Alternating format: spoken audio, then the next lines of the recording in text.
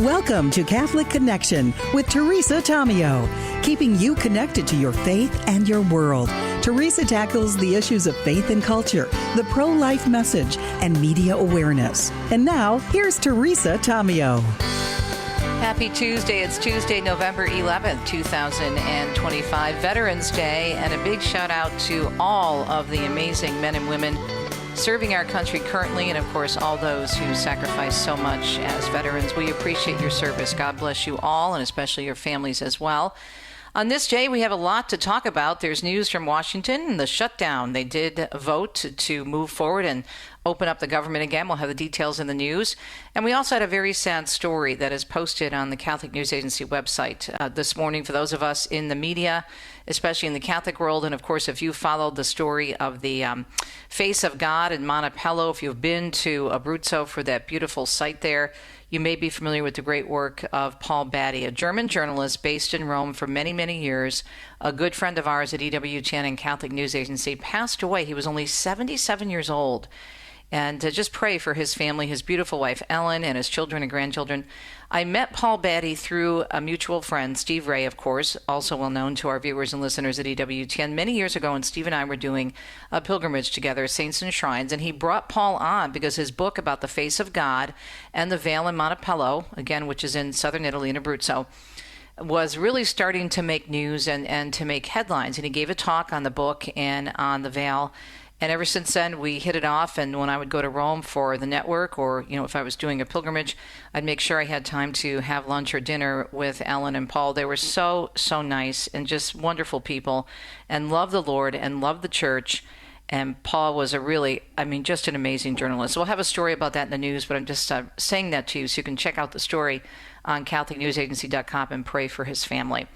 Also coming up today after the news and the weather, we have Frank DeVito, who's the Napa Legal Institute Senior Counsel and Director of Content. Now, this story came out a few weeks ago, but we've been trying to track Frank down because it's very important, and it gives us an idea of where we are across the country, where we stand with our state governments and how they treat religious nonprofits and religious organizations. And my home state of Michigan at rock bottom, but the good state of Alabama at the very top. So we'll discuss that with Frank. And then we're going to take a look at how that amazing conference of Laity, for the Conference of Laity down in Mexico City went. We did an interview last month, if you recall, with Bishop Olmsted, the retired Archbishop of Phoenix, or Bishop of Phoenix, Arizona, and Cristofer Pereyra, and he's going to be joining us as well, CEO of Tepeyac Leadership, to talk about how the conference went. It was entitled Hour of the Laity Conference, and they had amazing speakers. And so we'll get a follow-up with Cristofer. So that is our show for today, and I do hope you can stay tuned for the entire 2 hours this morning. The first hour here on Catholic Connection, the second, of course, on our own EWTN Radio Extra channel. Let's see what's happening in the weather. We still have some frigid cold temps in the east and snow continuing in the Great Lakes area. A frigid cold air mass continuing to bring colder weather across the eastern two-thirds of the country. And it continues today. Record low temperatures expected to be tied or broken across the southeast and even in the state of Florida. Periods of snow will continue downward in the Great Lakes and in portions of the interior New England. And that's through this afternoon with several inches of snowfall accumulation expected. So I was talking to my friend Chuck Gatica from, of course, you know him from being a guest here on Catholic Connection and from media in the metro area. And he was telling me they had snow, about an inch of snow a few days ago, but it has since melted. But a lot of folks across the country, as you can hear from this weather forecast, are going to be experiencing the colder weather. It's a cold front that is moving through. It's 4 minutes past the hour. We have a lot of news to get through, including the breaking news on the shutdown, which will soon be ending. At least that's what they're saying. So let's see what's happening here on EWTN on Tuesday, November 11th, this Veterans Day.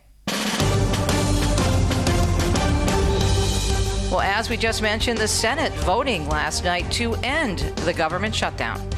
On this vote, the ayes are 60, the nays are 40. The bill as amended is passed. The chamber voting last night to pass a funding measure which now goes on to the U.S. House. Republican Senator Susan Collins says passage of the bill is good news for federal workers. We are going to reopen government. We're going to ensure that federal employees, whether they were furloughed or laid off or forced to work without pay will now receive compensation. The measure would fund the government through January. It passed on a 60-40 vote. The House is not expected, though, to take up the bill until at least tomorrow at the earliest. President Trump, meanwhile, says the government will be opening quickly. He spoke to reporters at the White House, saying he approves of a deal struck between Republicans and a handful of Democrats. The deal is very good. We're not going to be giving $1.5 trillion to people that came in from jails and from, the gangs and drug dealers and all of these others. The agreement, again, must make it through the Senate, as we mentioned, before it goes to the House. This is on its way to the House and then to the president for his signature. President Trump also says he believes the minority leader, Chuck Schumer, in the Senate went over the top in the fight for the shutdown. Well, I think he made a mistake in going too far. Going too far? How? He just went too far. He thought he could break the Republicans, and the Republicans broke him.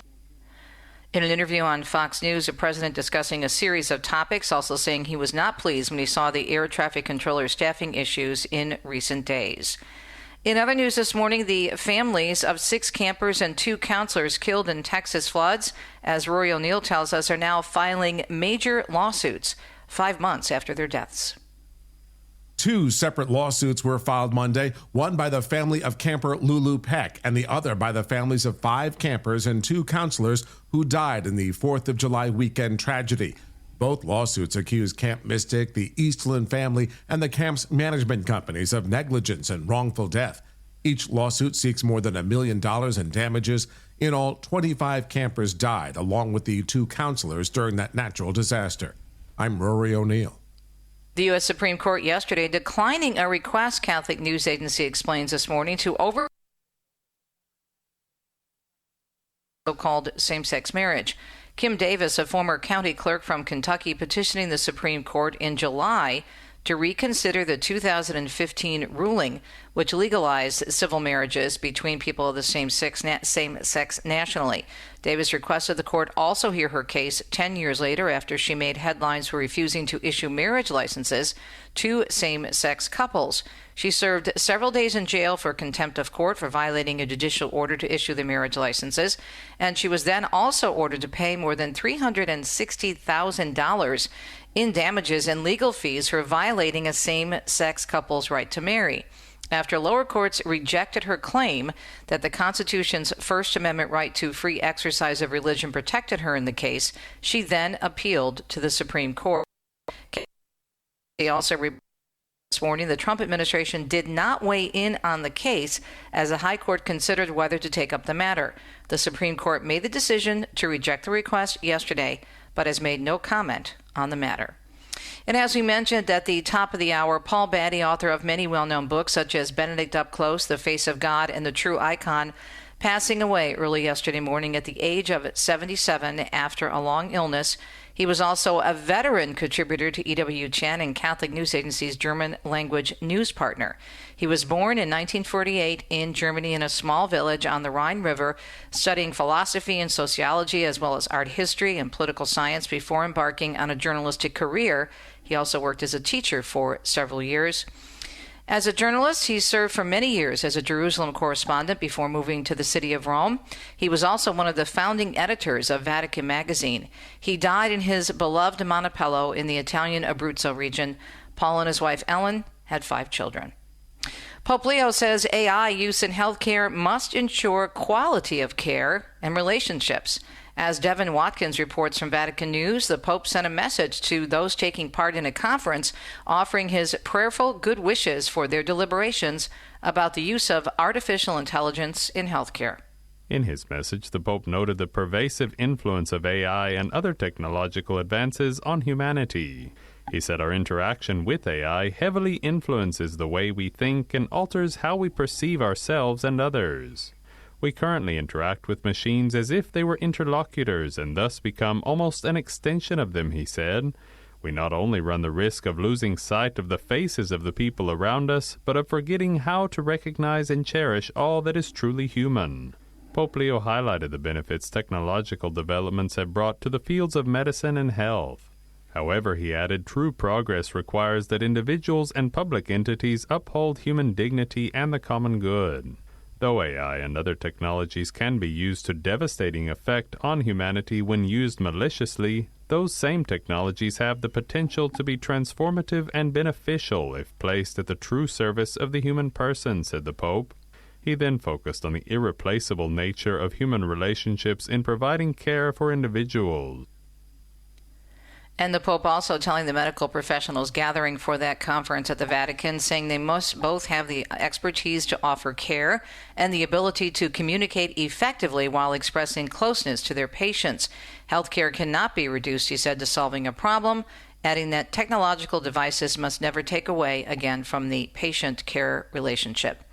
At least 18 people were hurt at Dulles International Airport in Virginia after a mobile lounge, also known as a people mover, struck a dock. The Metropolitan Washington Airport Authority saying the lounge was transporting passengers when it struck the dock at an angle.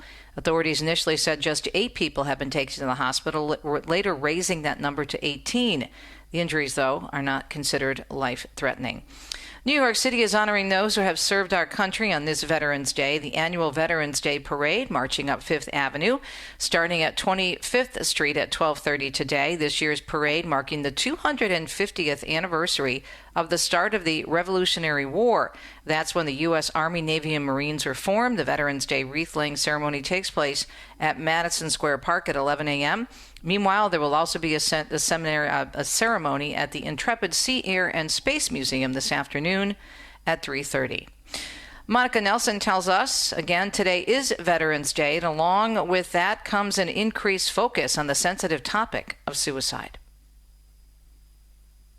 From the Department of Veterans Affairs noted an average of 17.6 suicides per day among veterans, a rate that's far higher than the general non-veteran population. If you are a veteran in crisis or know someone who is, the National Suicide and Crisis Lifeline can be reached 24/7 by calling 988. I'm Monica Nelson. And the president will be visiting Arlington National Cemetery today. The president expected to lay a wreath at the tomb, of course, of the unknown soldier, and then deliver remarks as part of an official observance ceremony. This year's Veterans Day proclamation from the White House notes the story of America is written with the courage, honor, and dedicated service of our veterans.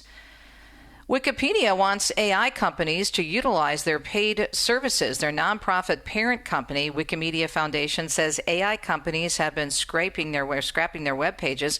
It says companies who pay for Wikimedia Enterprise can help ensure the nonprofit Wikipedia is not strained. And Wizard of Oz fans will soon have the chance to own one of the most iconic costume pieces from that famous movie. Margaret Hamilton's original Wicked Witch of the West black hat will go up for auction next month. It will be part of Heritage Auction's December Hollywood Signatures event. The auction will also include Judy Garland's red rehearsal slipper and a cast-signed copy of L. Frank Baum's A Wonderful Wizard of Oz book. Other items that will be part of the auction include Elvis Presley's 1976 Harley Davidson, Marilyn Monroe's Cleopatra costume, and artwork from the film Star Wars. It is a Tuesday. It is Veterans Day. Thanks for tuning in to EWTN's Catholic Connection. We'll be right back. Stay tuned.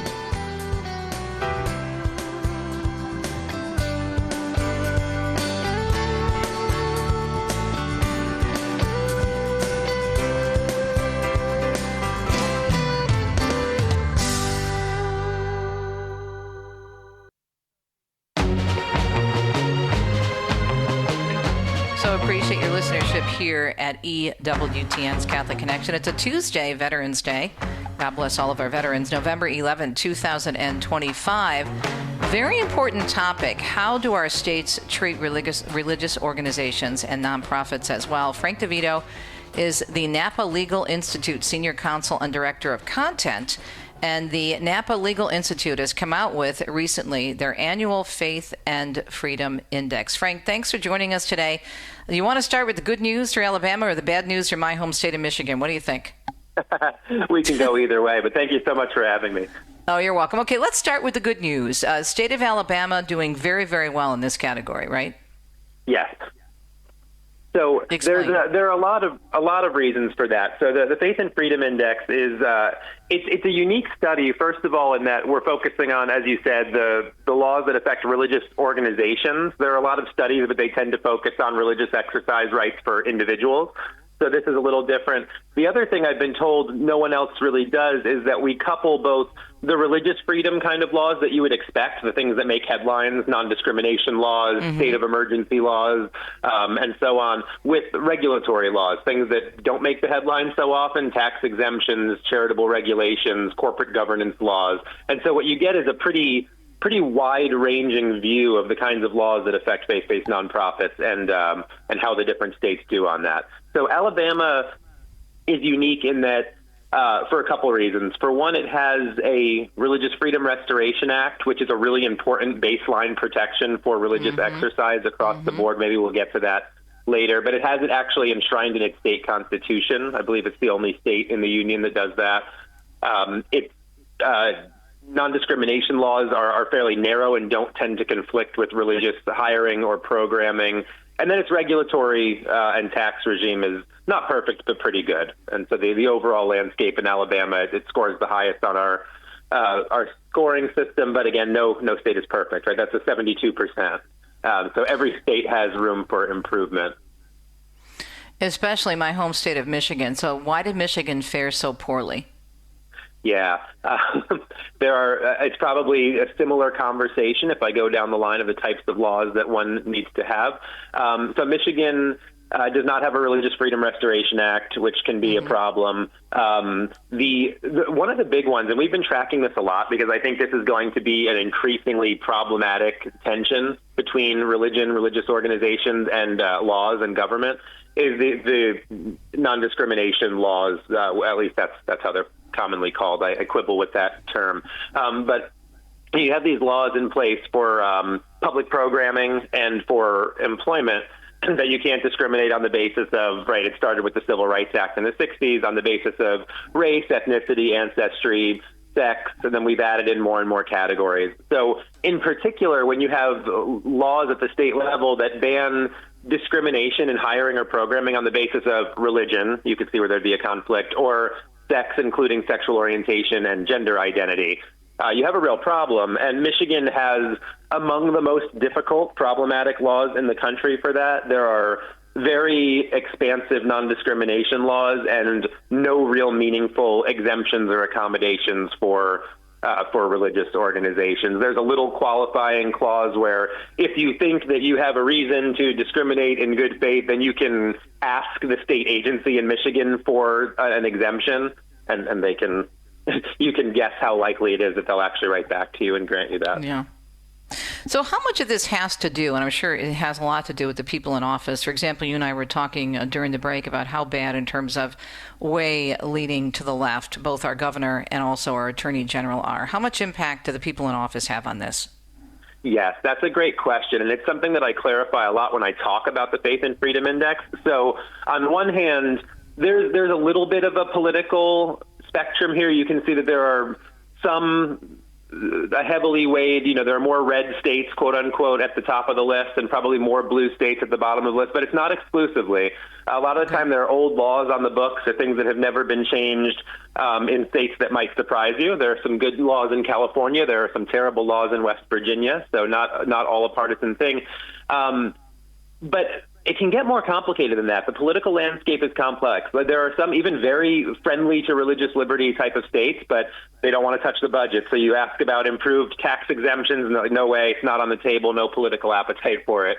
And beyond that, I think, as you had said, in Michigan, there's something that goes beyond lawmakers that we can't really score in the Faith and Freedom Index, right? We're just ranking objectively what are the state laws on the books that have been passed by the legislature. Sometimes we're looking at regulations, but there is a kind of intangible, right? There's the political or cultural climate where even if Michigan had good laws on the books, if they had, the attorney general that they currently have there who's aggressively enforcing laws against Catholic schools, against religious organizations, you might not be able to rate for that, but it is a factor. So we wouldn't necessarily tell people just look at the laws in the index and go incorporate your nonprofit there, because you're right. The Attorney General, the Governor, these positions matter greatly, whether they have good or bad laws. If you have hostile people or friendly people in the administration, it makes a big difference on enforcement. Talking with Frank DeVito, Napa Legal Institute Senior Counsel and Director of Content. The third annual Faith and Freedom Index is out. We're discussing the details this morning. So, Frank, I'm thinking that this has a chilling effect on, you're mentioning organizations, obviously nonprofits, but on movements in these states that are very badly rated, such as my home state of Michigan, because we've always had a really strong pro-life state in terms of the people. Right to Life in Michigan has always been very, very good. Other pro-life organizations. But that does have a chilling effect when you see these numbers and the statistics, right? Yeah, it absolutely does. And, there's a problem where some laws you can get around, right? If there are bad corporate governance laws in your state, some people will just incorporate their organization in a different state, right? You might have a Michigan organization that's incorporated as a Delaware nonprofit or a Wyoming nonprofit. Out of the nation laws, the state religious liberty laws, you can't get around those without physically leaving the state, right? So at a certain point, it matters. And it is to the point where you have the chilling effect of, do people really want to go to a place like Michigan or like Washington State that's pretty obviously persecuting religious exercise? It's definitely dissuading people from starting organizations or from opening up shop in those places. And then beyond that, you do have questions of how you behave, right? Like you might have a Catholic school that wants to hire in accordance with its faith, obviously, right? It wants teachers and staff that actually live Catholic principles. But if you have the kind of enforcement and the kind of laws that's going on in Michigan, a lot of these schools might think twice about what they can even get away with. They're questioning whether, can we actually hire, based on religion, based on our creedal statements? I don't know. It looks like the Attorney General might come after us. So I agree, huge chilling effect on whether and where to start an organization at all, and then how you behave once you're operating. Yeah, yes, because then you have to think about, and you know this, as someone who does legal work, that's your life's work, you think about, am I going to have to spend so much money and so much time in court in order to even function, right? Yes. Yeah. I mean, not to mention with some of the other factors we rate, right, the burdensome amounts of paperwork, administrative filing, thousands of dollars in fees to comply with a lot of these state laws, right, plus the looming threat of, am I going to get the Attorney General knocking at my door? Am I going to end up in court for making a hiring decision based on obvious tenets of the Catholic faith? It's a huge problem. It can actually completely cripple the ability of an organization to function at all. I think it's huge that you're doing this. It's really helpful. This is your third annual. We have about a minute left. What prompted you? Was there certain incidents or things that happened that prompted you to start doing this particular index? So the reason we did it is Napa Legal exists to educate faith-based nonprofits on the types of laws that they have to know about and comply with so they don't get in trouble in the first place. So as we were doing this work and educating nonprofits over the years, our leadership realized, hey, we should actually do a state-by-state study and rank these and show people who's doing this right and who isn't.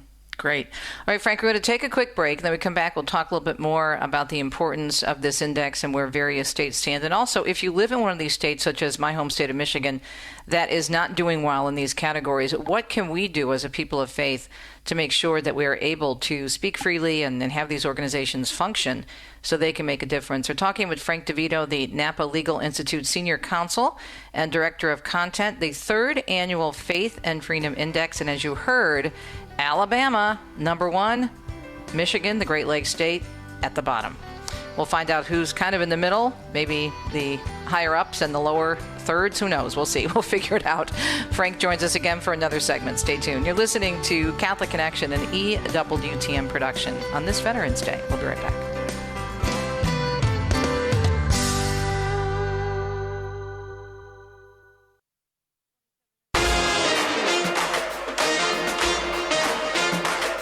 Minutes past the hour now on a Tuesday morning. It's November 11th, Veterans Day. Having a very important conversation with Frank DeVito, Napa Legal Institute Senior Counsel and Director of Content regarding the third annual Faith and Freedom Index.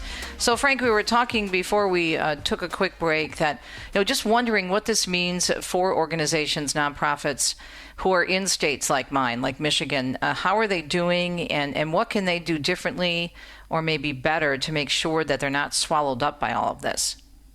Right. It's a great question. And, it depends on the ministry. It depends on how rooted and state-specific and necessary it is, right? Because for some organizations, people will actually take a look and say, it's getting too hard to function in Michigan. This isn't really worth the administrative burden, the fear of litigation, the cost of complying with all of this. So we have actually seen organizations that will pick up and move. But for most, as you've said, they're rooted in their community. They're there for Michigan, and that's who they're serving. So you just have to navigate the landscape as best as you can. So that means a couple things. I mean, to plug our own organization, Napa Legal exists to help educate faith-based nonprofits on how to navigate the legal climate where they are. So we have a lot of resources to help issue spot, really, to start seeing, okay, well, here's where your state has problematic laws. Here's where your practice or your ministry probably conflicts with some of those. So here are the tension points, and here's what we can do to work through that. And one example that it's not a cure-all, but I think it's really important, is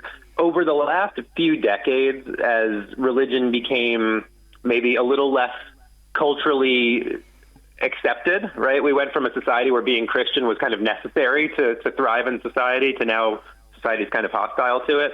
So what we've seen is religious organizations kind of trying to play down their religious identity, right? If religious schools who maybe want to say, oh, well, yes, we're in the Catholic tradition, but we don't really focus on being a religious organization. They're kind of gun shy. Same thing with a lot of charities who maybe serve the poor, the homeless. They've kind of de-emphasized their religious identity and focused on the secular, service element. And we would say that actually this is one of the biggest problems and one of the things that can most be remedied to help organizations to protect themselves, because you have the First Amendment that protects the free exercise of religion. You often have exemptions to certain laws for religious organizations, and courts will not just assume, oh, well, you say you're religious, then okay, you're religious. They will actually look into, when there are issues, how religious are you, right? If you're trying to take advantage of the ministerial exception to say that the government can't interfere in your hiring and firing decisions, are you really a religious organization? Is it in your bylaws? Is it in your articles of incorporation? Is it in your employment agreements? Does your organization pray together? Do they look like a real religious organization? This can be the difference between whether you can take advantage of religious protections under the law or not. So that's a big one, even in hostile states, is like if you look and walk and talk like a religious organization, then you can take advantage of the protections for religious organizations. So what other states fared pretty well in the index besides Alabama? Yeah, so the top 5 are Alabama, Kansas, Indiana, Texas, Mississippi, and Georgia's 6. They have a lot in common with what I had said about Alabama in the beginning. Maybe this is a good time to talk about the Religious Freedom Restoration Act. If you'd, we can go there for a minute. So this is an important one.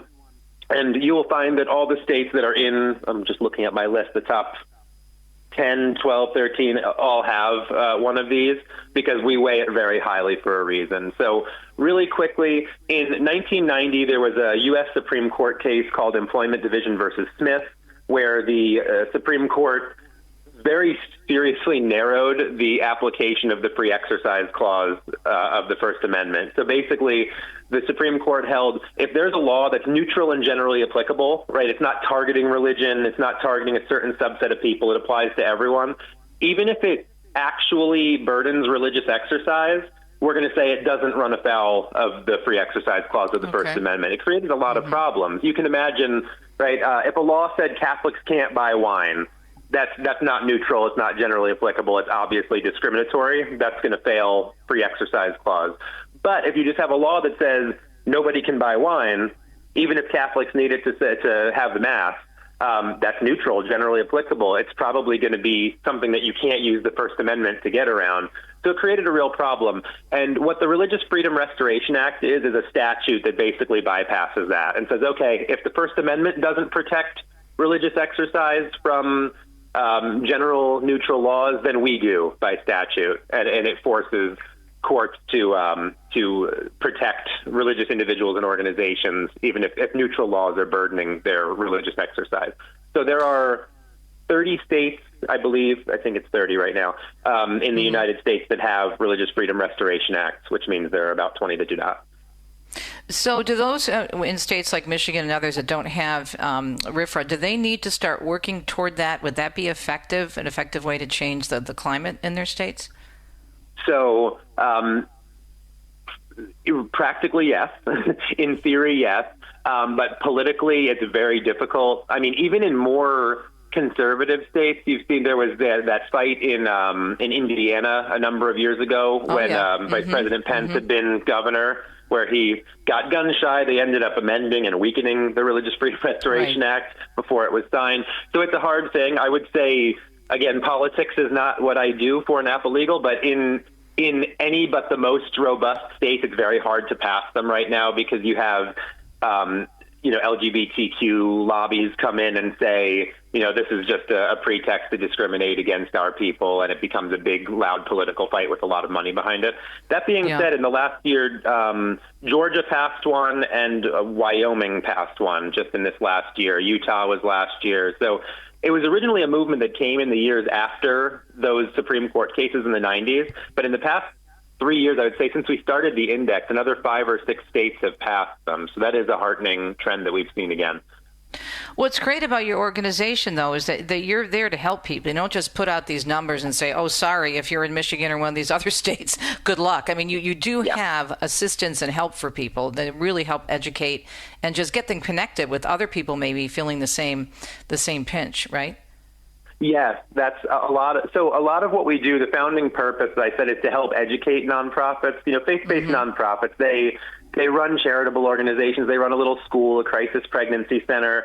They have limited funds. They have a heart for their mission. They usually don't have a heart for legal compliance and corporate governance, right? That's not why you get into this. So, but you need to be protected. And so what we found was there are a lot of these organizations that could really benefit from at least some basic education of what they need to do to protect themselves, even if they can't afford, nonprofit expert lawyers on a regular basis. So we founded the organization, started to write materials, and now I've been recording video series, lectures, things like that. We have a lot of resources. So we bring people into the network. We try to get them educated as nonprofit leaders to do these things. And then if there's something that goes beyond our ability to teach them through educational resources, then we have a nationwide network of attorneys, and we can refer people to attorneys who can specialize and help them with their problems. Is there an opportunity for nonprofits to talk to other nonprofits through your website? Yeah, so we have a number of we try to do a quarterly webinar, so we'll have a roundtable discussion with nonprofits about any particular hot legal issues that we think are most relevant to them. And then we have an in-person summit, a conference as well out in Napa every summer. So then the last 2 years we've done that and had 40 to 50 nonprofit leaders get together and spend the time to learn and also network and get to know each other and share in the struggles. Awesome. Thank you for this information, Frank. Really appreciate it. The website, by the way, for more information, napalegalinstitute.org. Again, napalegalinstitute.org. We'll be right back.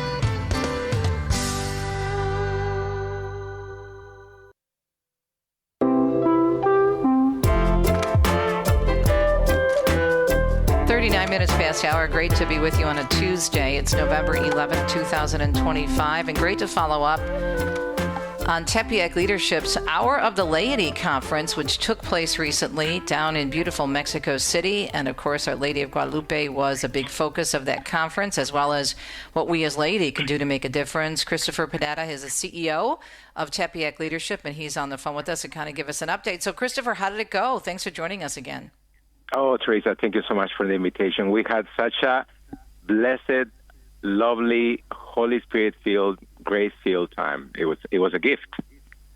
So how many people did you end up having in terms of attendees?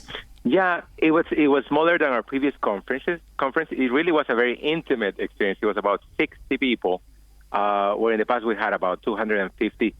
We expected that because we knew we were asking our conference attendees to do something they haven't done before, which is travel outside the United States. Some Americans are a little hesitant about going to Mexico, but it was good because it was our first experience doing it. We're going to do it again next year, and people will know over time that we host our conference annually in Mexico City. That's the plan, and that we can do it safely and in a very impactful way. I think it's awesome, and I think it's wonderful to have advantage to see the Tilma and to be there, for Our Lady of Guadalupe, which is phenomenal. So what was the response just from being there at such a special place, first of all? Just being in the presence of the actual image of Our Lady of Guadalupe, right? The Tilma of Juan Diego. That in itself, I mean, it's worth the trip. But we had a terrific, just top-notch group of speakers. One thing we do is we really recruit from all over the world. We go in-house.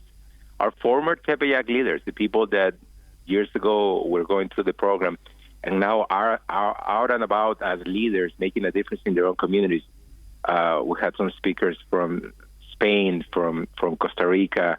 The whole content is in English, but it's very international.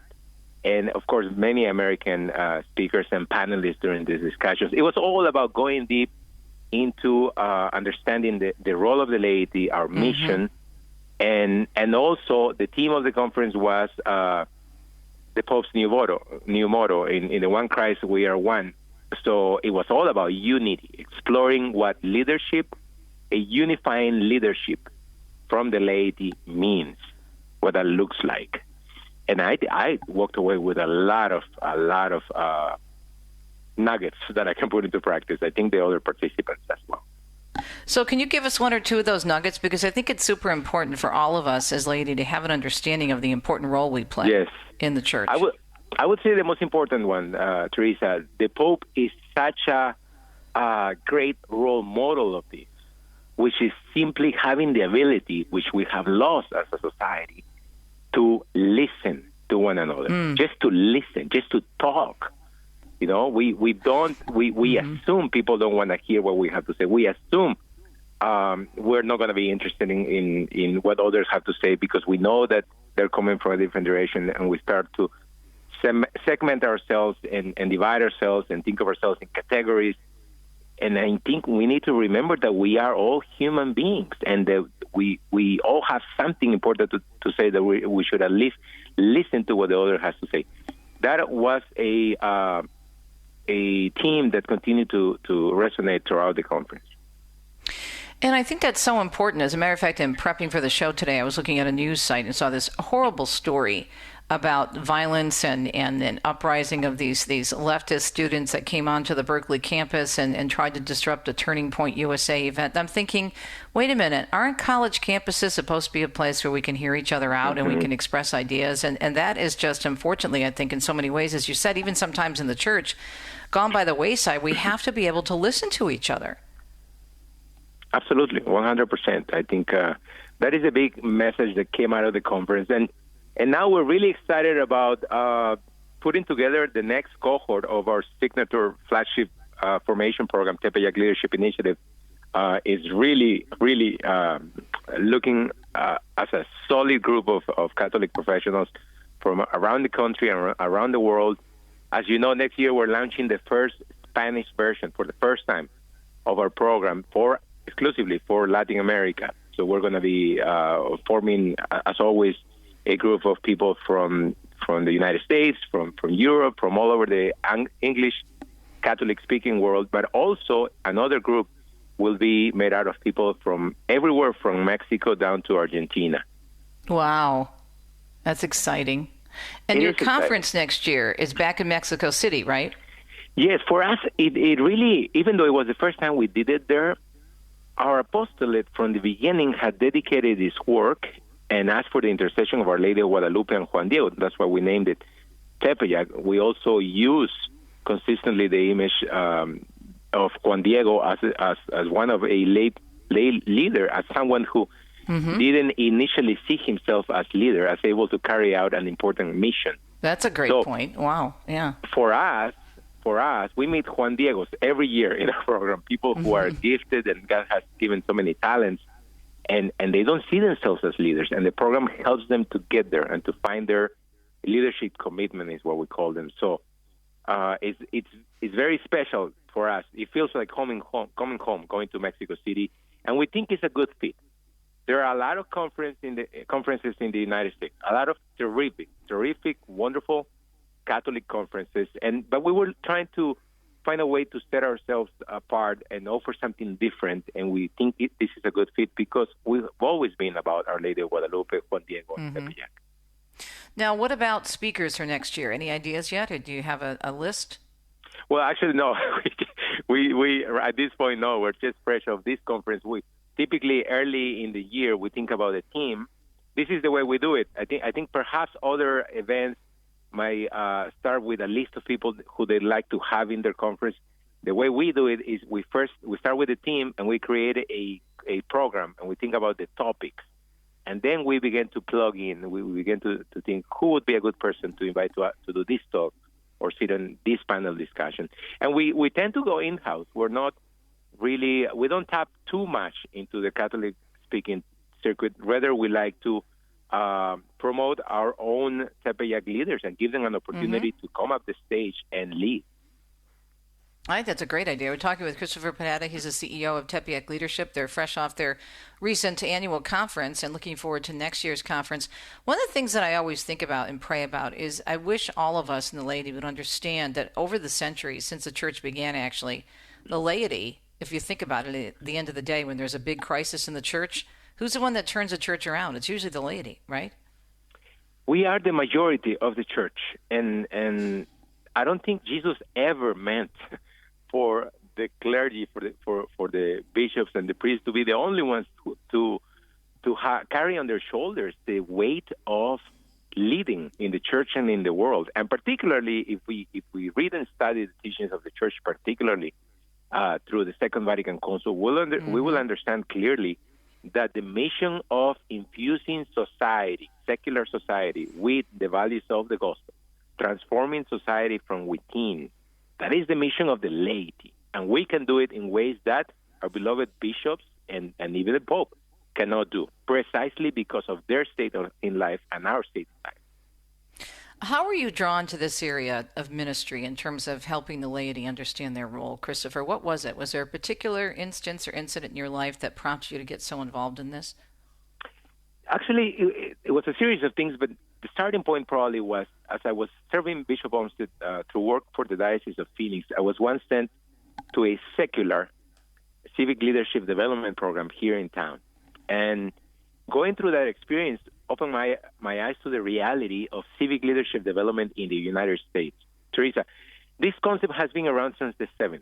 There's such a thing as the National Association of Leadership Programs, which has about 200 members.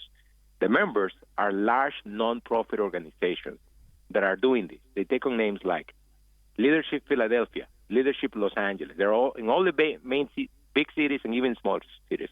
What are they doing? They're inviting professionals to their trainings. Each one takes on a different flavor or shape, and really pushing them into key leadership positions in their communities. Unfortunately, I discovered when I was experiencing one of these programs myself that the majority of these programs are forming leaders with values that run directly opposed to Catholic teaching. Wow. So no wonder we have the leaders that we have in America, in the world, right?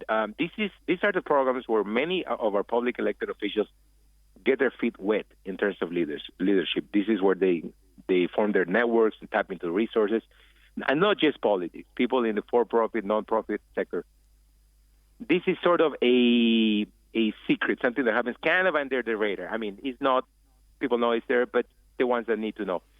So when I saw this, Bishop Olmsted and I, 9 years ago now, we thought, gosh, this is actually a novel concept, because who could be against the idea of forming leaders? Unfortunately, it's not being oriented right, but we thought we can do this better because we can make it Catholic. And that's how Tepeyac Leadership was born. Yeah, and this is just so crucial, because if you look at, and you're right, why people are in powerful positions, they start out at the lowest levels. They start out maybe at the high school, maybe they're on the Board of Education, or maybe they're, literally a dog catcher or someone working at the county level, and then they just keep moving up and up and up. So it's really important to start, at the levels of the local, they say all politics are local. It's true. You start at that level, but that's where you have your start with your influence, right? Absolutely. And if you read our book, we published a few years ago, available on Amazon, Catholic Leadership for Civil Society, we dedicated a whole chapter, and during the program, our flagship program, TLI, we dedicate a whole session to board service, precisely what you just mentioned. Because as we tell our students, board service is where leadership happens.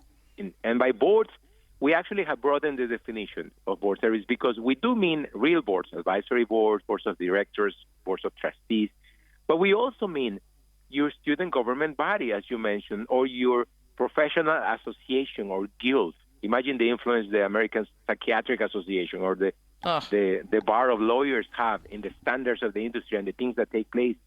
And you can think of every arena, right? But don't stop there. We tell our students, listen, think also about your local Lions clubs, Rotary clubs, homeowners association, parent-teacher association, every table where decisions are made.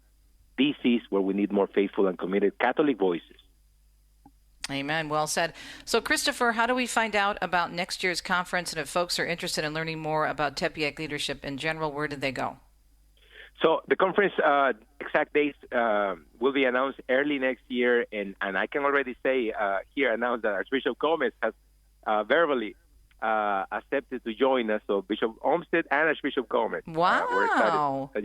Yeah. There's a few other surprises, but the main thing right now, I would invite your audience is to think about joining our TLI program. That is really the most profound, in-depth formation experience that we offer. It's a one-time experience, 5 months. 18 weeks. The deadline to apply for TLI was yesterday, Teresa, but I am happy to grant an extension to your audience for the end, till the end of this week, Friday, if they are willing to go to tliprogram.org, and apply to be in the TLI 2026 cohort. That's awesome. Cristofer, thank you so much. God bless you and your work. And I'm so excited you have Bishop Gomez, Archbishop Gomez, and also, of course, mutual favorite of both of ours, Bishop Olmsted. And they're both wonderful leaders in the church. And I know they'll have a lot to share with those who attend. God bless you. And Our Lady of Guadalupe, pray for us. Thank you. It is a Tuesday. You're welcome, Cristofer. Thanks so much. We'll make sure we put the website out there as well. We'll be right back to let you know what's coming up in hour number 2 of Catholic Connection on EWTN's Radio Extra. Stay tuned.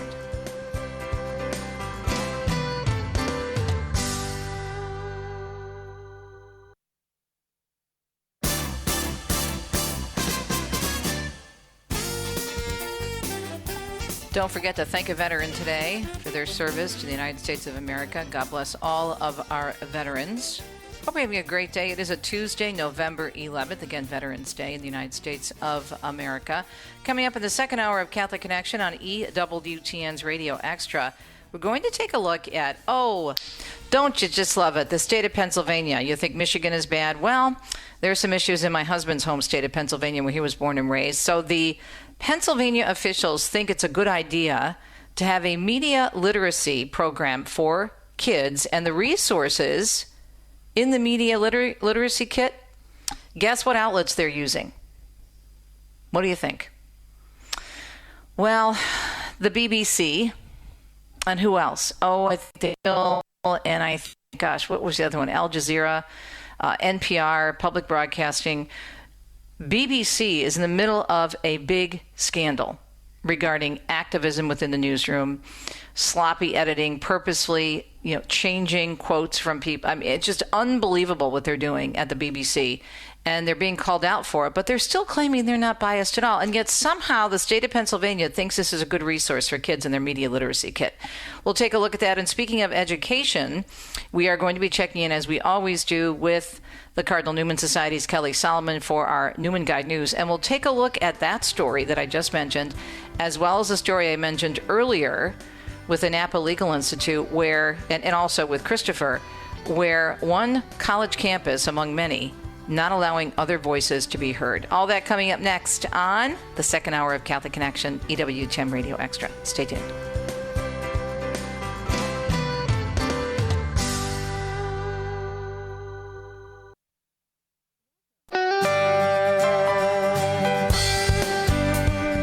Welcome to Catholic Connection with Teresa Tomeo, keeping you connected to your faith and your world. Teresa tackles the issues of faith and culture, the pro-life message, and media awareness. And now, here's Teresa Tomeo. On a Tuesday, Veterans Day, here on EWTN Radio Extra, also the Feast of St. Martin de Tours, wonderful saint, of course. We have a great show for you today, and it's a Tuesday, which means we're going to weigh in with our good friend Kelly Salomon for our Newman Guide News. Great news from the Cardinal Newman Society. Some interesting news, some uplifting news, and also some, well, shocking news to give you the scoop on what's happening in not only higher education, but in schools across the board. And we're going to start out our discussion on schools and education this morning by a story that just, it just got my Italian up. So I received an email from a friend of mine this morning about this press release that's gone out about what's happening in the state of Pennsylvania, where they think it's a good idea. The school system there, supported by the governor, thinks it's a great idea for media literacy. Okay, media literacy can be a very good thing, which teaches us how to use the media well and wisely and helps us understand how media operate. But it can also be very dangerous in terms of agendas and brainwashing.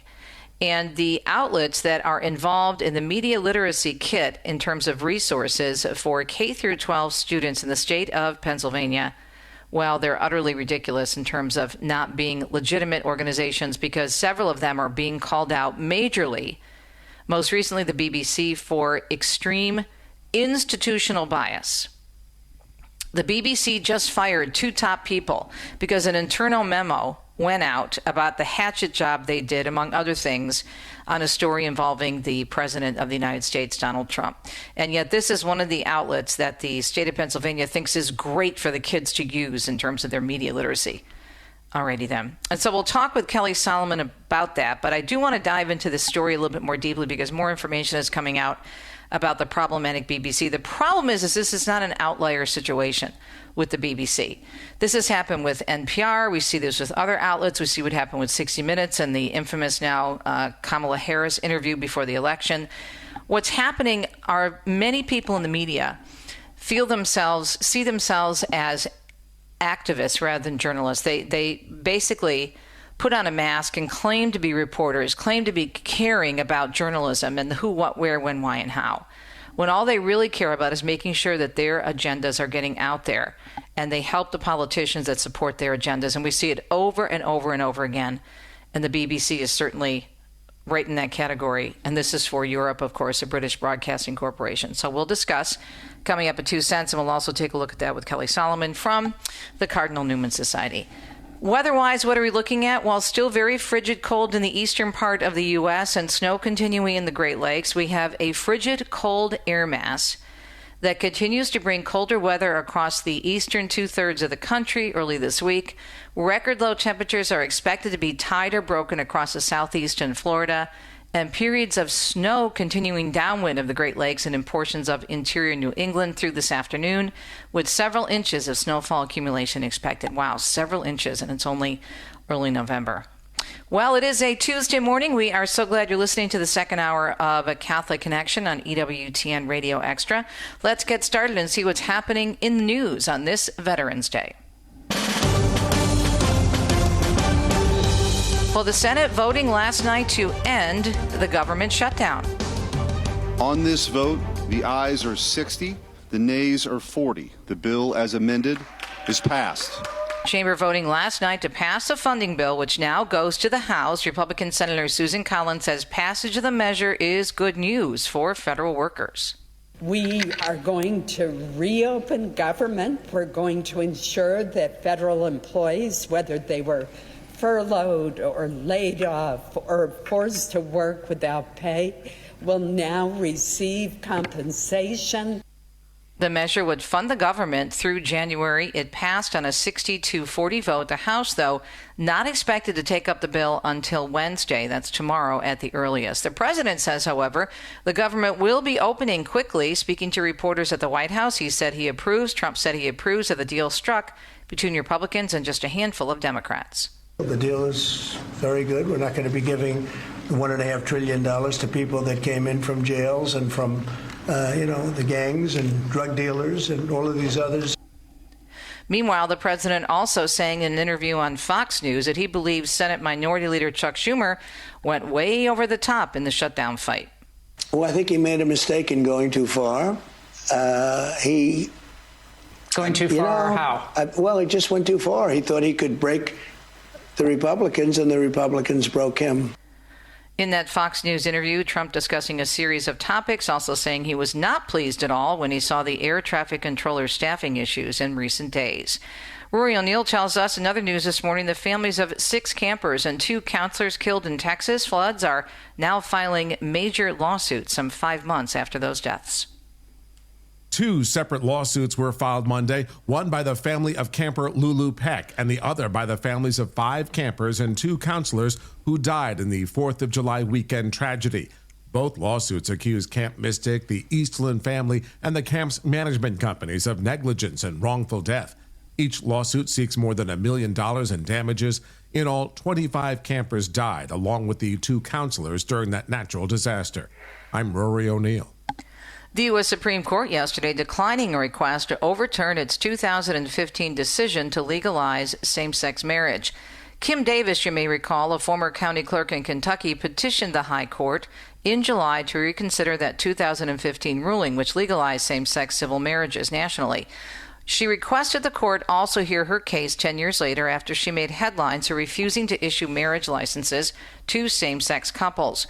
She served multiple days in jail for contempt of court for violating a judicial order to issue the marriage licenses.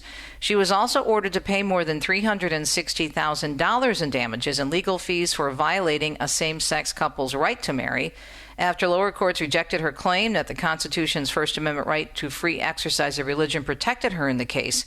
She appealed to the Supreme Court. The Trump administration did not weigh in on the case as the High Court considered whether to take up the matter. The Supreme Court, according to the Catholic News Agency, making the decision to reject the request yesterday and has made no comment on that matter. And Paul Batty, author of many well-known books such as Benedict Up Close, A Face of God, and The True Icon, passed away early yesterday morning at the age of 77 after a long illness. He was also a veteran contributor to EWTN and Catholic News Agency's German language news partner. He was born on March 10th in 1948 in Germany in a small village on the Rhine River. He studied philosophy and sociology as well as art history and political science. Before embarking on a journalistic career, he worked as a teacher for several years. As a reporter, he served for many years as a Jerusalem correspondent before moving to Rome. He was also one of the founding editors of Vatican magazine. He died in his beloved Montepello in the Italian Abruzzo region. Paul and his wife Ellen had 5 children. And Pope Leo says AI use in healthcare must ensure quality of care and relationships. As Devin Watkins reports on Vatican News, the Pope sending a message to a special medical conference and their participants, offering his prayerful good wishes for the event at the Vatican for their discussions about the use of artificial intelligence in healthcare. In his message, the Pope noted the pervasive influence of AI and other technological advances on humanity. He said our interaction with AI heavily influences the way we think and alters how we perceive ourselves and others. We currently interact with machines as if they were interlocutors and thus become almost an extension of them, he said. We not only run the risk of losing sight of the faces of the people around us, but of forgetting how to recognize and cherish all that is truly human. Pope Leo highlighted the benefits technological developments have brought to the fields of medicine and health. However, he added, true progress requires that individuals and public entities uphold human dignity and the common good. Though AI and other technologies can be used to devastating effect on humanity when used maliciously, those same technologies have the potential to be transformative and beneficial if placed at the true service of the human person, said the Pope. He then focused on the irreplaceable nature of human relationships in providing care for individuals. He also told those taking part in the conference at the Vatican that they must have both the expertise to offer care and the ability to communicate effectively while expressing closeness to their patients. Healthcare, he said, cannot be reduced to solving a problem, adding technological devices must never take away from the patient-carer relationship.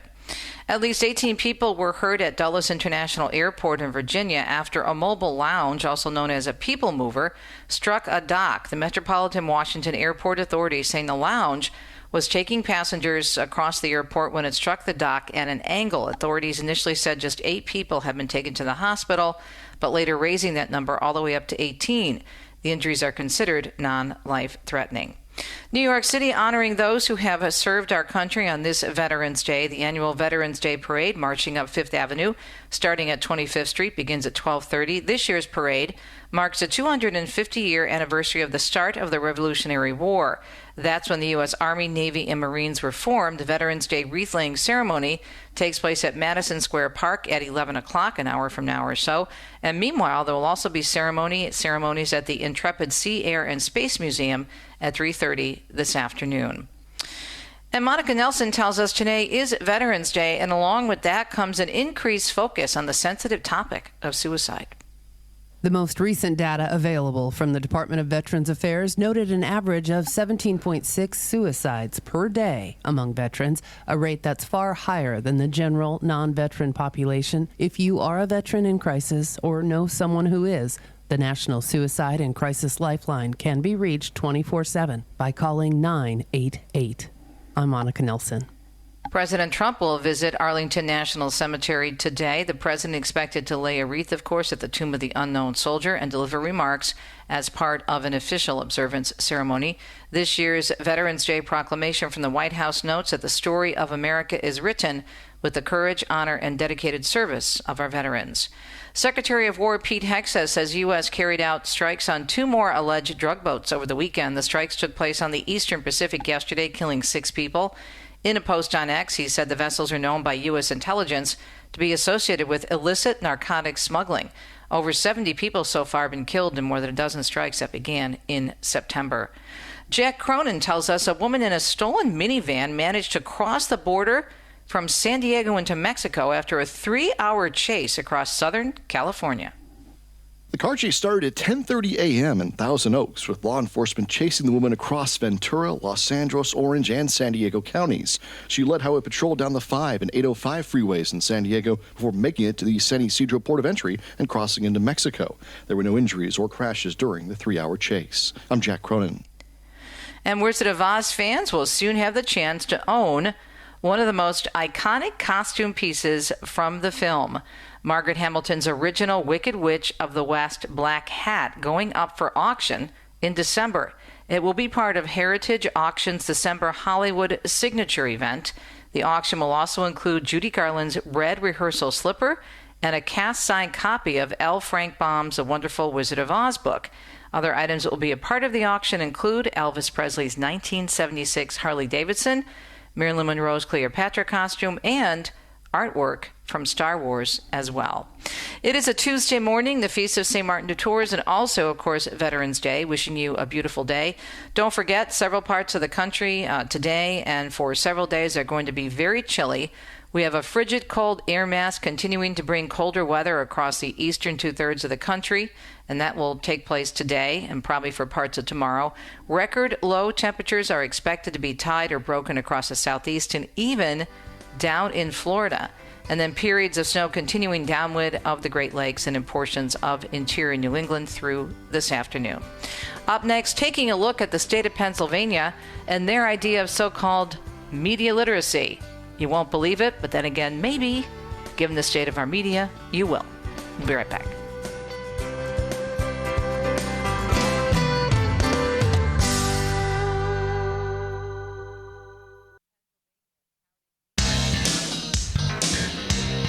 The state of Pennsylvania touting media literacy for children while pushing left-wing sources. That is a headline from a news release.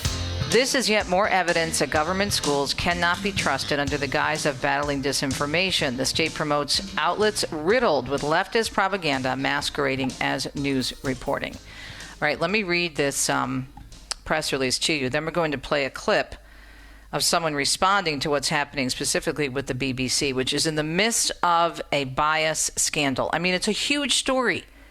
The Telegraph broke the story last week, and it's all over the place, and even some of the media are reporting it. But it shows you just how bad the BBC are, very similar to NPR, public broadcasting here in the States. All right. The state of Pennsylvania is pushing media literacy toolkits in K through 12 schools that guide children toward news sources, and news sources in particular, in this case, that have a pronounced leftist bias. NPR, the BBC, The Guardian, Reuters, Al Jazeera, The Hill, Vox, and AP are listed in the State Department of Education's toolkit as trusted sources, even though they relentlessly run cover for Democrats and left-wing causes and smear conservatives at all costs. And the Federalist magazine, by the way, online reported the kit only lists one conservative site, the Dispatch. This is yet more evidence that government schools cannot be trusted. This is according to the founder and president of the U.S. Parents Involved in Education program. Under the guise of battling disinformation, the state promotes outlets riddled, as we mentioned earlier, with leftist propaganda masquerading as news reporting. In recent weeks, the Democratic Governor Josh Shapiro and the acting Secretary of Education, Carrie Rowe, have been visiting schools and promoting the toolkit as a way to counter disinformation. I can't even. Okay, here we go. However, corporate media at large has downplayed and denied leftist violence, peddled debunked hoaxes, misrepresented conservatives, or blatantly lied to push left-wing narratives. The aftermath, for example, of the assassination of Charlie Kirk brought the trend in full force when outlets used their coverage of Kirk's brutal killing to smear the conservatives' icon's reputation or cast his killer as MAGA. There is a real problem with deepfakes and other garbage on the internet, but pretending that clearly biased sources are a reliable alternative is not the answer. The story points out the risk to parents who might naively think trusted sources are to be actually trusted. Again, this is a quote from the president of United States Parents Involved in Education. Shapiro visiting Middletown area high school near Harrisburg recently to highlight the information and media literacy toolkit for students, teachers, and parents that was unveiled in September of last year. The toolkit steers viewers to state and external resources to learn about misinformation and disinformation. In addition to left-leaning news sources, the toolkit links to several pages within the Boston Children's Media Wellness Lab, the Federalist reported. The lab is supported by arguably some of the most powerful enemies of children's well-being online, including TikTok and Discord. All right. So we mentioned what they're doing in the state of Pennsylvania with this so-called media literacy program, trying to pass off these different outlets as legitimate news sources.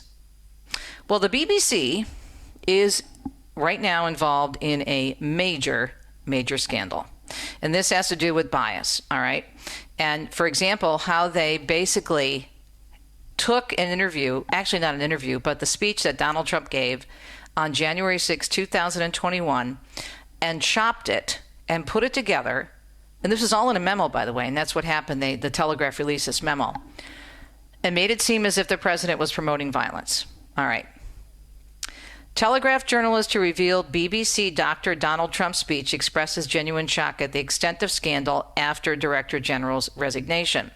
Okay. It's unbelievable. Associate editor for The Telegraph, Gordon Rayner, who broke the news that the BBC had doctored Donald Trump's January 6 speech, has revealed even he was genuinely shocked when he learned Director General Tim Davie had turned a blind eye to the fiasco. Mr. Davie and BBC Chief Executive of News, Deborah Turness, confirmed yesterday they would step down following significant criticism and accusations of systematic bias at the broadcaster.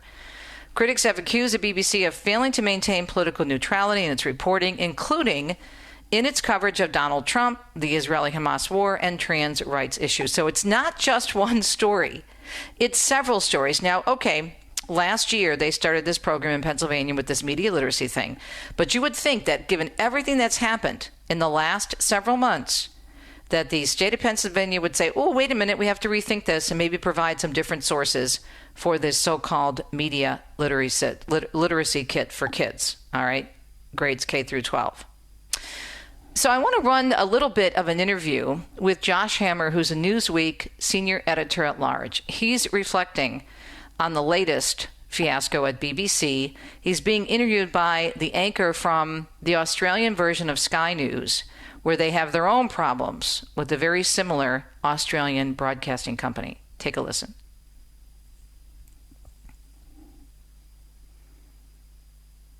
We fight like hell. We're going to walk down to the Capitol and we're going to cheer on our brave senators and congressmen and women. Ooh, I like the sinister music they played in that doctored version, just to drive the point home, obviously. So how did that happen? Let's hear from the Telegraph's Gordon Rayner, who explains just how deliberate and dishonest the BBC were in manufacturing this bit of fake news, this rewriting of history. The BBC spliced together two clips that took place 54 minutes apart. We're going to walk down to the Capitol, and we fight. We fight like hell. They played that episode a week before the US election, obviously hoping for maximum impact, but they were caught, and for once there were consequences. The BBC's Director General Tim Davie and Head of News Deborah Turness have now been forced to step down. Joining me is Newsweek Senior Editor-at-Large and Article 3 Project Senior Counsel Josh Hammer. Josh, it is often the ones who scream loudest about misinformation who are guilty of what we just saw. Well, that's quite possibly, Rita, the single most brazenly dishonest thing that I've ever seen the media do. And I want to just pause and kind of mull that over a second, because that's a very big statement that I just made. But that is outrageous. I mean, the Kamala Harris 60 Minutes CBS News interview definitely comes to mind. I mean, let's not forget just how badly CBS News tried to make the Kamala word salad come across as something remotely palatable in the final months of the 2024 election. That was absolutely horrific in its own right. But this is astonishing. I mean, thank goodness there's been some accountability. I mean, someone has resigned there. But why are the British people paying for this? Why are the British people subjected out of their hard-earned taxpayer money?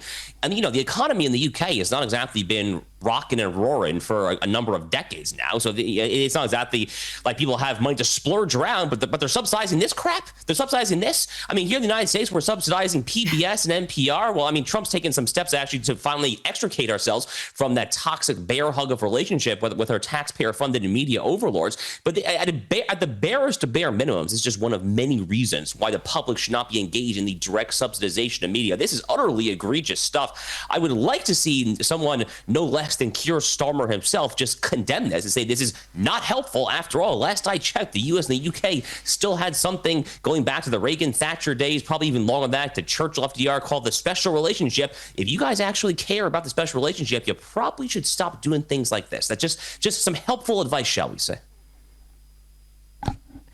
And to think, as you just heard, the editor of Newsweek and the anchor from, of course, Sky News Australia talking about the very problematic BBC. And yes, the BBC is at the top of this list for so-called reliable sources that are included in the state of Pennsylvania's media literacy kit for K through 12 graders. According to the Federalist, a parent from Harrisburg, Pennsylvania, a public high school, shared the quote-unquote trusted sources list with the magazine, including in the students' civic class materials. The list refers to, again, the word trusted keeps getting printed over and over and over again. Trusted news outlets for use in current events assignments, all of which, except for maybe one, overwhelmingly left-leaning. And this is our educational system today. We'll be right back.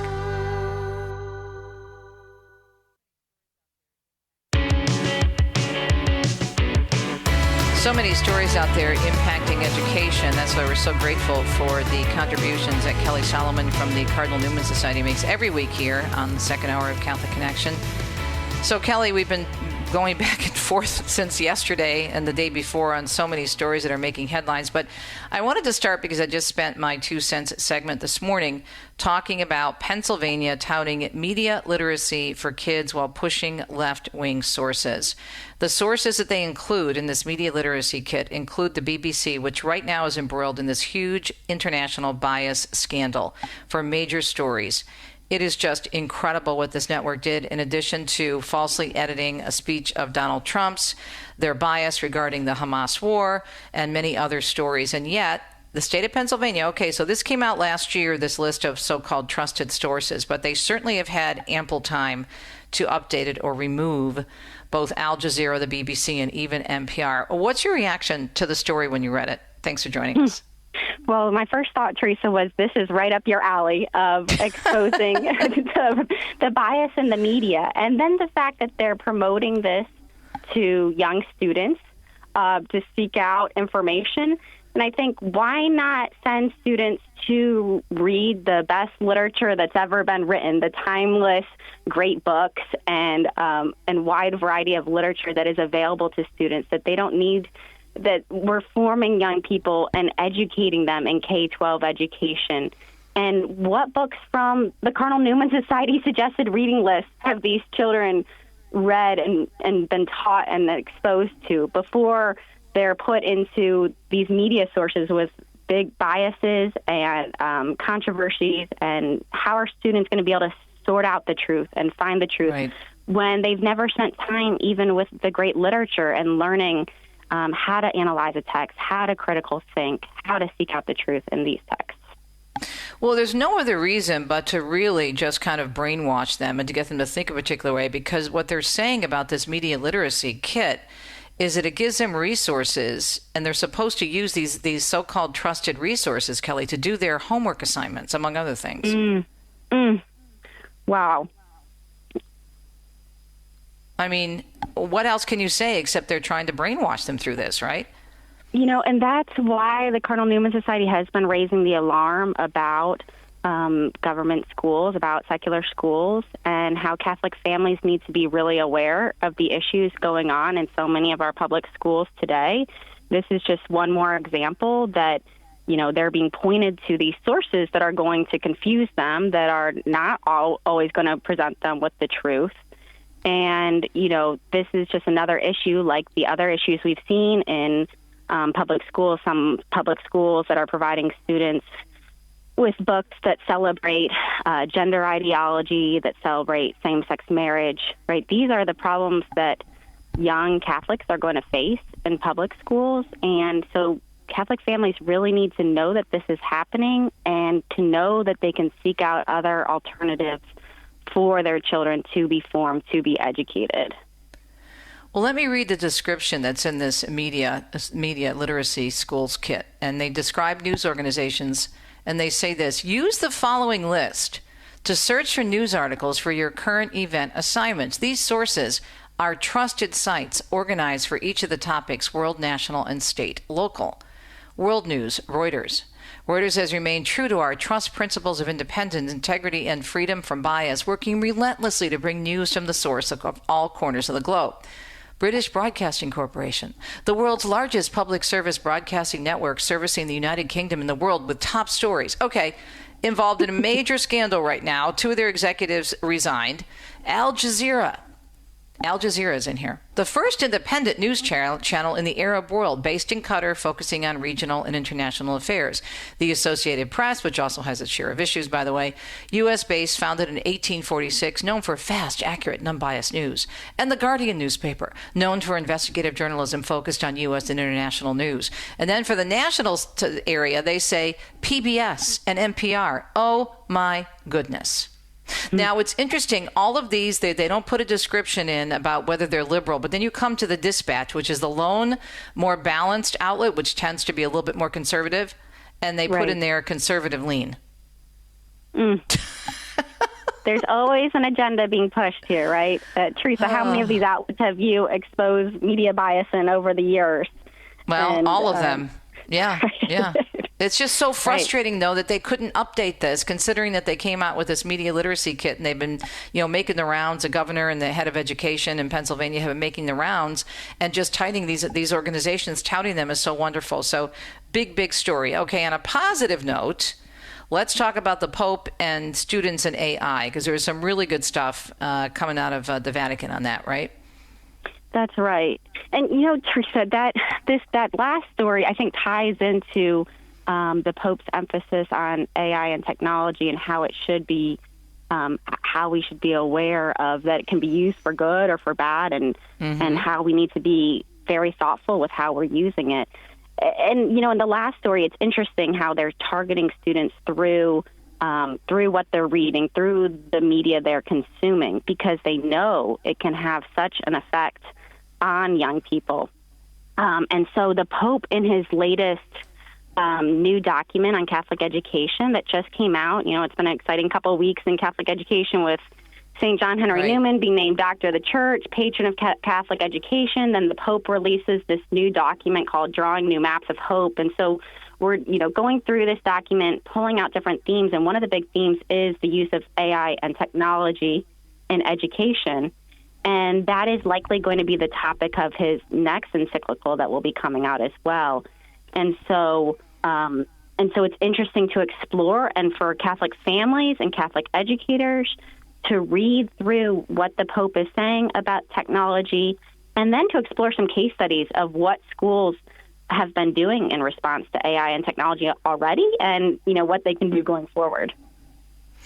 Yeah, it's so beautiful what's happening, at least in terms of his making a real effort to help children understand, young people and kids in high school and college understand the difference between, let's say, AI and reality, right? Right, exactly. But, he writes, technologies must serve, not replace the person. They must enrich the learning process, not impoverish relationships and communities. And how much of their communities for young people is now online? I know many college students, they go off and they're already connected with all the new friends they're going to meet in college on social media before they ever step foot on campus. Every student already has an impression and a reputation built just from their social media profile at many colleges today, and how different that is when these communities have gone so digital. The Pope goes on to say, a university and a Catholic school without vision risks soulless efficiency, the standardization of knowledge, which then becomes spiritual impoverishment. I can go on, Teresa. He says, our attitude towards technology can never be hostile, but it requires discernment in planning, evaluation, platforms, data protection, equitable access. In any case, no algorithm can substitute what makes education human. Poetry, irony, love, art, imagination, the joy of discovery, and even learning from mistakes as an opportunity for growth. That's awesome. That's awesome. He's doing a lot with this also with other groups. In addition to the young people, he's really making AI a focus of his pontificate, which I think is so, so crucial and important when you see everything that's going out there. And we can talk more about this when we come back. We are, of course, in our Cardinal Newman Society Tuesday Newman Guide News with Kelly Salomon. More on education, our young people, and what we can do about it when we come back.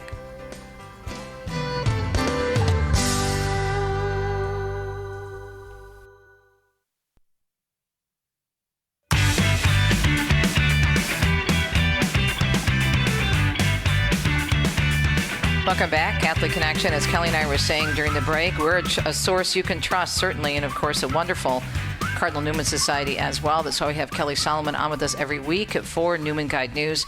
Great story about the Pope and how he's really trying to work with young people and help them understand how to use AI wisely and how to use media wisely in general. There's another story you sent me, Kelly, that was fascinating about how one academy is staying away, having their children the students stay away from social media altogether, correct? Tell us about it. That's right, Teresa. So as schools respond to, many schools have already been dealing with technology in many different forms. How should teachers use it? How should administrators use it? How should students use it? And, one Catholic school in Texas, Faustina Academy, is a K-12 private independent Catholic school in Irving, Texas. They asked parents to formally commit to a school policy of keeping their kids social media free while enrolled. And what's interesting about this story is it really came apart pretty naturally. It started in 2017 after seeing years of smartphone use and social media apps on children. The principal began asking parents to prohibit social media use among students. She held 2 weeks of mandatory parent meetings for every grade level, discussing the harms of popular smartphone apps that were drawing kids away from reality and exposing them to horrifying content that was right at their fingertips. She even brought in an IT expert to explain to both parents and students that the app and smartphone creators intentionally made the devices addictive. And so this is how it started out. 100% of the parents were willing to verbally commit to keeping their children off social media. But this was kind of raised to the next level in 2022 when parents said, this would actually just be much easier for us if this was an official school policy. Wow. And so that's what the principal did. She said, okay, this is now an official policy that will go over with newly enrolled families that there's no social media use by Faustina Academy students. So it's been going well, because you would think there would be, like, at least among the kids and some parents too, like a huge rebellion to push back against this. Yes. This is a really faithfully Catholic school. It is one of the schools we recommend in the Newman Guide. As you know, we've been expanding our recommendations of Catholic elementary and secondary schools. So Faustina Academy is one of the Newman Guide recommended schools, and parents are really seeking it out as a faithful Catholic institution where they can partner with other parents and strive among the same goals, right, to help their children know, love, and serve God. And so, they did have a large parent group that was really on board with this, and they said their students didn't receive as much pushback because when all your friends aren't on social media, you don't feel like you're missing out. Right? Yeah. Yeah, and I can imagine, I'm sure years will go by and there'll be studies, or the parents and the teachers will probably take note of how different the atmosphere is at home and in school, and I would think that's already happening. Yes, there was another quote in this article about how much freer and happy their students seemed just because of the detachment from this virtual reality life, and instead really engaging in what's right in front of them. One parent said kids are catechized on the playground. Their peers and what their peers' families are doing affects them, regardless of what their teachers say. Wow. That's awesome. Now, I wonder, do you think something like that would catch on? Are there other schools, Catholic schools, doing that you know of, Kelly? Yes. I think this is a big topic among families right now. I see this actually at my local Catholic school that my children attend, and I can see that we're just at the beginning stages of where this Faustina Academy was years ago, because a group of parents is starting to talk, and the first step was they sent out literature, right, to all the families about things to be aware of on personal smartphones and social media sites, about pornography addictions and addictions to the phone and dangerous sites and things that students can come across. So they're starting to educate parents about these things. And I can see this quickly moving to the next step of getting some parent meetings going and more parent formation on these topics. And again, recognizing that parents are the primary educators of their children, that we need to be aware of what we're allowing our children to be exposed through technology. How can we use technology for good? How can we do what the Pope was saying in his new document on Catholic education about using it for its good, and not letting students just live in a virtual reality where they have no connection to our real life here on earth and our dignity and image in the image of God. Yeah, I wonder, is there any pushback? Because some parents know, if you look at this happening in other schools, in secular school districts, for example, or public school districts, they say, well, I want to be able to reach my student, my son or daughter, in case of an emergency. But at the same time, if there's an emergency, you don't want the kids to, be on the phone. You want them to be paying attention to what the school is trying to get them to do in terms of their safety. Right, exactly. And I think schools have so many processes set up for things like that. I mean, many schools already do not let their students have access to their phones, at least during the day while they're at school. And, some schools will have students check in their phone when they first come in, and they have to get it out from the office at the end of the day. Then they're allowed to turn it on and contact their parents and whatnot. So this is, an issue that's constantly changing. There's new things being built in AI and technology all the time. And I think as Catholics, we really need to lead on this issue. And I think our Catholic schools can set an example with how this is handled, and then show the kind of lives that students are able to build because we don't have an addiction to technology. It's not just taking something away, it's filling it with joyful, wholesome, good activities that are community building, that give students those relationships to build and to make good friendships. This is a pretty incredible report on Catholic News Agency that you're quoting, Kelly, and I would encourage parents to look it up online. I just want to read a little bit more from it. The expert, and this is back in 2022, as you mentioned, when this person first came in and talked to the parents about social media and cell phones. The expert told parents kids could easily access content so harmful it was far beyond what anyone could even imagine. Parents were amazed at what they learned, and 100% were willing to verbally commit to keeping their children off social media. She said it was necessary that every parent get on board, and you mentioned this earlier, in order to address a collective action problem, the fear of missing out, FOMO, that will be present among the students if every family did not have the same policy at home.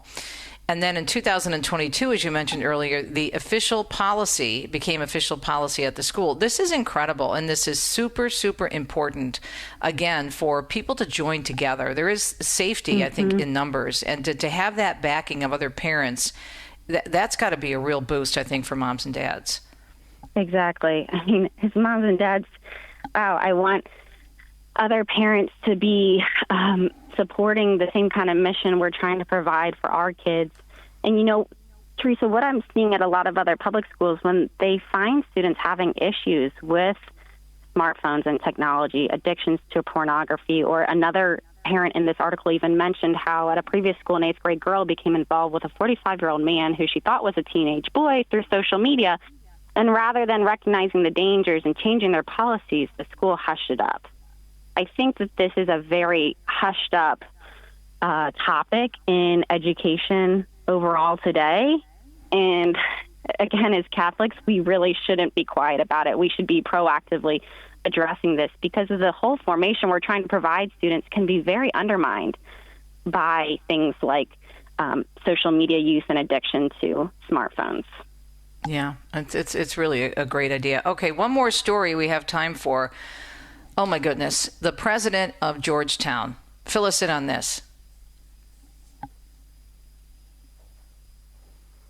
Oops, Kelly, are you there? Yes, I'm here. Go ahead. Okay, so this one, apparently the new president of Georgetown University wrote in an article several years ago, and I hope that he has changed his mind, that he will be public about his support of church teaching now. But as far as we're aware, no other indication has been made that he said he opposes church teaching on homosexuality. So this is obviously a big scandal. This is the kind of issues the Cardinal Newman Society has been reporting on, especially in Catholic higher education for 30 years, that this is not what the church expects of Catholic education and its leaders, that our leaders should be pledging fidelity to the church, publicly supporting church teaching, and setting that example for the thousands of students who attend that Catholic college. But what do you do with this? I mean, it's so alarming in terms of also pushing back. He pushed back against Roe v. Wade, the reversal of Roe v. Wade, and he's the head of a Catholic university. It's just so frustrating to see this kind of thing. Now, I was glad to see that your own, of course, president, Patrick Riley, spoke out about this. Yes, he did. You know, Patrick has been an outspoken advocate for faithful Catholic education for a long time. He wants families to be aware of these issues. He wants them to know where they should send their children, which institutions they should financially support, that they should make their friends aware of these things, that you have to be discerning about your education you're choosing for your kids and for your grandkids, and for even telling your friends about the issues that are going on in higher education at many secular universities and, unfortunately, at many Catholic colleges. And so seek out a Newman Guide college. That's what I would say, Teresa. No, I totally agree. And if you find this out and your kids are going to this school and they come home and they've lost their Catholic faith, then you know what? Something's got to change. I'm sorry. So I love what Patrick said. He didn't mince any words. Let me share his quotes. Georgetown was dangerous for Catholic families even before this. Patrick Riley, president of the Cardinal Newman Society, told LifeSite News via email. What can be expected from a Catholic university president who publicly rejects Catholic teaching on sexuality? This is part of the truth that is foundational to Catholic education.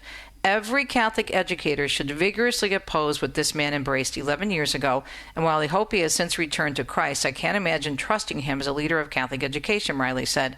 Jesus told Peter to feed his sheep, but Georgetown is leading lambs to the slaughter. Wow. Good for him. Good for Patrick for being so strong. Amen. Absolutely. Yeah. I mean, again, it's like, where are these people coming from? Why do they want to be at a Catholic, so-called Catholic university if they feel this way? Why are they even Catholic? If you don't agree with church teaching, why are you Catholic? Why? Right. And that Catholic colleges should be actually educating students on these issues, forming them in truth and in faith and reason, and giving them the reasons why the church teaches what she teaches, right? Yes. So I pray for the students there. I pray they can come across the Newman Guide. Many Newman Guide colleges accept transfer students. Don't spend your time and your money in a place that's not going to build you up in your faith, where you're not going to be a stronger Catholic at the end of your 4 years. Mm-hmm. Because what really matters, your degree or your soul? Your soul is a lot more important, right? Right. Yeah. Kelly, great stuff. I mean, there's other stories that we could look at, but I think we covered quite a bit in today's two segments. And I'm so excited about, of course, St. John Henry Newman becoming a doctor of the church. I haven't talked to Patrick as I was taping last week. Did he have a great time in Rome? He had a wonderful time in Rome. He was at the Jubilee Gathering for Educators. He was at the Mass naming Cardinal Newman a doctor of the church. He was even able to go over to one of our Newman Guide recommended colleges, Catholic Institute of Technology, provisionally recommended the Newman Guide, and give a lecture there on St. John Henry Newman. And I think he really sees it as part of the vision for Cardinal Newman Society to even more so educate people about St. John Henry Newman, his vision for education, which is distorted in a lot of places, that Newman really argued for authentically Catholic education that would reintegrate everything within a student. Well, great news, of course, about John Henry Newman becoming a doctor of the church, and we so appreciate all your great updates, Kelly, which is why we have you on every week. CardinalNewmanSociety.org for more information. We'll be right back.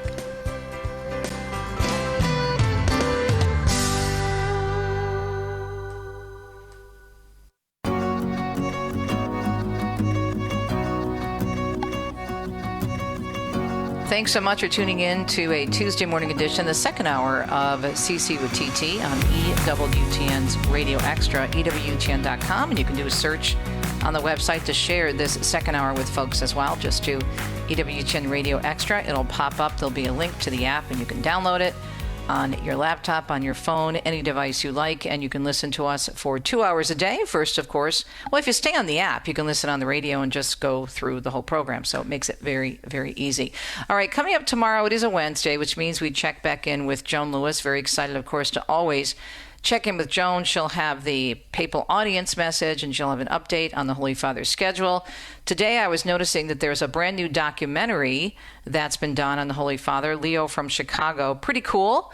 It was put together by the Vatican Bureau, and it has some great shots and B-roll of the Windy City, of course, with some amazing pictures of the Holy Father before he was a priest, and, of course, as he began his priestly ministry in the city of Chicago. So it looks like a really interesting documentary. I'm sure Joan will be up to date on that. And then we're also going to get an update on the beautiful film about St. Maximilian Kolbe. It's entitled Triumph of the Heart, and it was done by our friend Marcelino D'Ambrosio's son, Anthony D'Ambrosio. And my understanding is that the film has been very, very well received. But this would be something that will be a great resource to bring to your parish, to bring to your Bible study, because it's a very powerful film. Have a great Tuesday. We'll talk to you tomorrow on a Wednesday. Ciao, ciao.